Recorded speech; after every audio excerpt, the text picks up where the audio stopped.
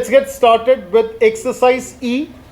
Exercise E जो है that is applications of stationary point, 2D mensuration, 3D mensuration, कुछ graphs का basic concept हो सकता है, कोऑर्डिनेट ज्योमेट्री हो सकता है, हमने सिमिलैरिटी के क्वेश्चंस देखे, ट्रिग्नोमेट्री के भी बेसिक क्वेश्चंस हमने देखे जिसमें साइन कॉस टैन लगता है.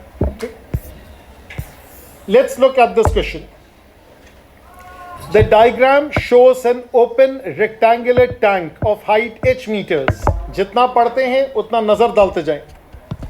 यहां पे h meters की बात कर रहे हैं, ये रहा h meters. Covered with a lid. जो बॉक्स है वो ओपन है मगर उसके ऊपर लिड से कवर किया हुआ है और लिड एग्जैक्ट उसके साइज की नहीं है, लिड जरा बाहर निकली हुई है. The base of the tank has sides of length x and half x. ये हो गया x और ये हो गया हाफ x. और लिड के बारे में अब बात कर रहे हैं कि लिड जो है वो रेक्टेंगल है, उसकी साइड्स है 5/4x एंड 4/5x. फ्रैक्शन को उल्टा करके दे दिया ताकि आपकी वर्किंग आसान रहे. When full, the tank holds 4 meter cube of water. ढकना हो या बगैर ढकने के हो, वॉल्यूम ही है. The material from which the tank is made is of negligible thickness. ये बार बार लिखता है ताकि उसकी थिकनेस का कोई ताल्लुक नहीं. एक्सटर्नल सरफेस एरिया, आपको मैं पेंट का डब्बा दूं, ब्रश दूं, आप बाहर पेंट करेंगे, डब्बे के अंदर नहीं चले जाएगा, वहां भी पेंट करना शुरू हो गए. अगर वहां भी पेंट करना शुरू हो गए तो हर चीज डबल हो जाएगी. 4 दीवारें और जमीन, ढकना अलग से. आपने अंदर भी किया तो वो जो 4 दीवारें हैं वो 8 हो गई, ठीक है. और जो बेस था वो अंदर की तरफ एक तरीके से उसकी सीलिंग भी बन गया. तो हमेशा ये लिखता है, आप लोग नोटिस किया करें, ये एक तो थिकनेस के बारे में लिखता है, पहले क्वेश्चन में भी लिखा हुआ था जब हमने स्टेशनरी पॉइंट स्टार्ट किया. और दूसरा ये लिखता है एक्सटर्नल सरफेस एरिया. उसके बाद कह रहे हैं the external surface area of the tank together. एक तो इसको मैं अंडरलाइन करूं, किसके साथ? Area of the top of the lid. Lid के भी नीचे नहीं जाना है, लिड के भी सिर्फ ऊपर की बात कर रहा है. Express h in terms of x and hence show that such and such is there. 5 marks दे रहा है, 75 में से 5 मार्क्स. सबसे पहले हम लोग यहीं पे स्टार्ट कर लेते हैं.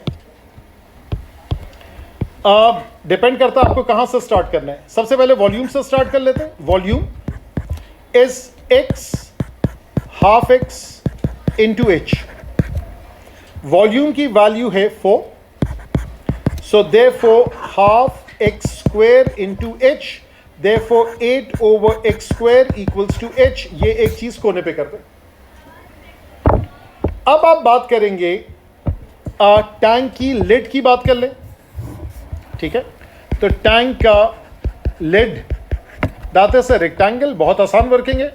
4/5x into 5/4x which is simply x square. दोनों रेसिप्रोकल से एक दूसरे को काट दिया. उसके बाद अब आप बात करेंगे टैंक की. टैंक में 4 वॉल्स है एंड अ फ्लोर. जो 4 दीवारें हैं, इसी से उर्दू का वर्ड निकला है 4 दीवारी, ठीक है. जो 4 दीवारें हैं वो कौन कौन सी है? 2 x और h वाली है, 2 हाफ x और h वाली. Make sense? ये वाली जिसको मैं शेड करूंगा, जो होता है ना सेटिस्फैक्शन के लिए शेडिंग करना, ठीक है. ये वाली जो है ये कौन सी वाली है? ये x और h वाली है. हाइट तो वही है, तो 2 हो गई x और h वाली और 2 हो गई हाफ x और h वाली. जो फ्लोर है वो क्या है? वो x इंटू हाफ x. कोई चीज भूले तो नहीं है?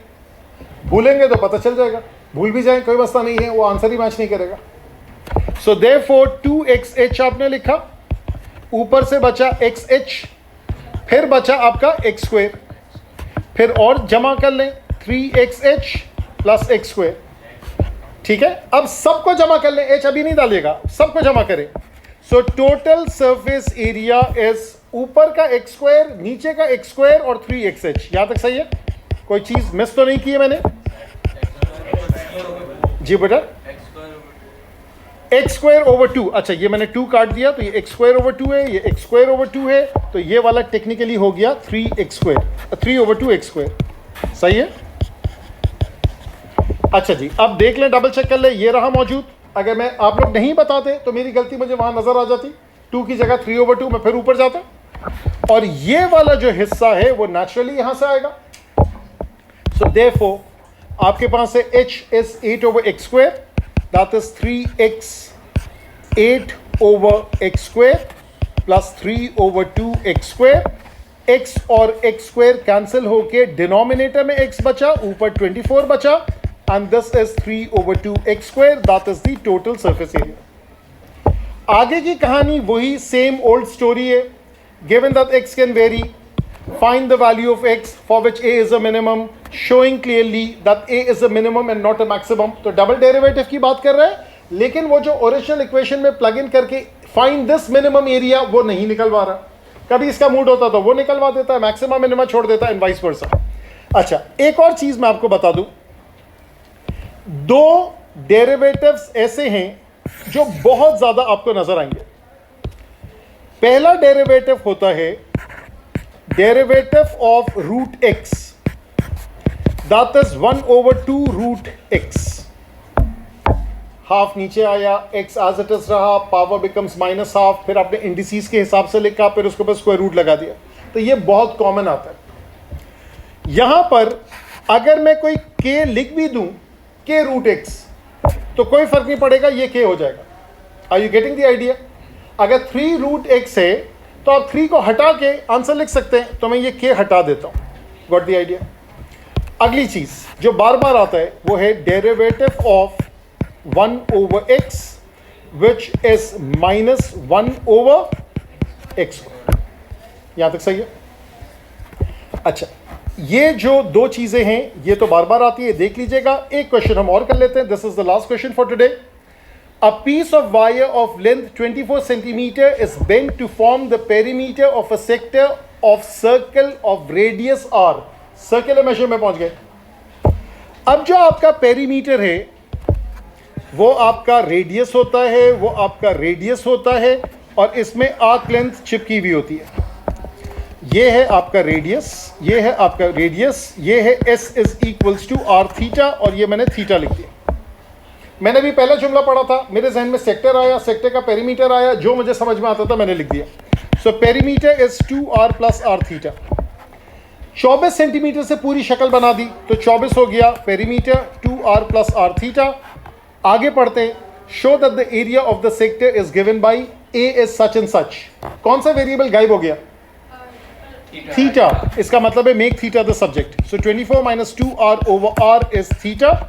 Therefore, area is half r square theta, that is half r की जगह r square की जगह r square है, थीटा की जगह 24 - 2r over r।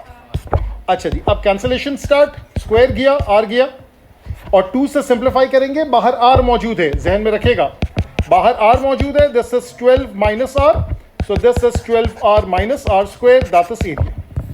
यहां तक सही है? अब क्या कह रहे हैं? अब ये डिफरेंशिएशन से नहीं मांग रहा। आप करना चाहें तो अलग बात है। पहले में क्या लिखा हुआ है? एक्सप्रेस। ये कौन सा फॉर्म है? ये कंप्लीटेड स्क्वायर फॉर्म है। तो अब आप लिखेंगे area is -r² + 12r। Negative लिखे common, r² - 12r। Therefore negative अपनी जगह पे, r² - 12r plus bracket square minus bracket square plus nothing, 0 था। मेरी आदत है लिखने की, दोस्तों मैं लिख रहा हूं, ठीक है? तो यहां आ गया -6 this is r - 6 whole square -36। यहां तक सही है, लेकिन माइनस अभी बाहर है। So therefore this is -r - 6 whole square plus 36। आगे पीछे करके लिखना हो तो आगे पीछे लिखे, 36 - r - 6 होल स्क्वायर। इसने क्या एग्जामिनर ने कहा मुझे इस फॉर्मेट में चाहिए। अच्छा, क्या इसने जो कहा ए और बी, मुझे अलग से ए और बी लिखना जरूरी है?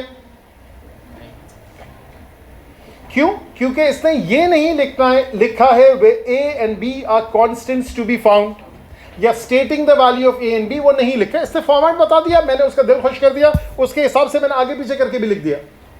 अब सवाल क्या है, given that r can vary, state the greatest value of A and find the corresponding angle of the sector यानी के थीटा। सही है। अब लोग क्या करते हैं, वो इस क्वेश्चन में फिर से डिफरेंशिएशन स्टार्ट कर देते हैं जिसकी जरूरत नहीं है। I am not saying it's wrong, but आपने इतनी मेहनत करके यहां तक पहुंचे तो इसी को इस्तेमाल कर लें। ये आपका हो गया a x minus h whole square plus के हो गया। ये a नेगेटिव होने का मतलब क्या है, मैक्सिमम का ग्राफ बनेगा। अगर एरिया और रेडियस का ग्राफ बनाएंगे तो ये मैक्सिमम का होगा। What is the value of h? 6। ठीक है, x r की जगह पे है, h कांस्टेंट है, उसकी वैल्यू 6 है।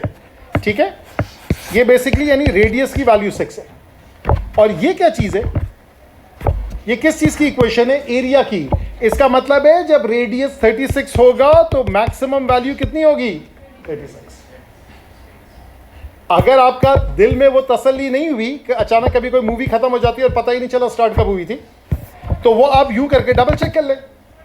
12r minus r square, a prime निकाल ले, 12 minus 2r, a prime equals to 0, be very happy, r comes out to be 6। r 6 को ऊपर उठा के डाल दे, 12 6 72, 72 माइनस 36 दैट इज 36। कोई मसला नहीं है।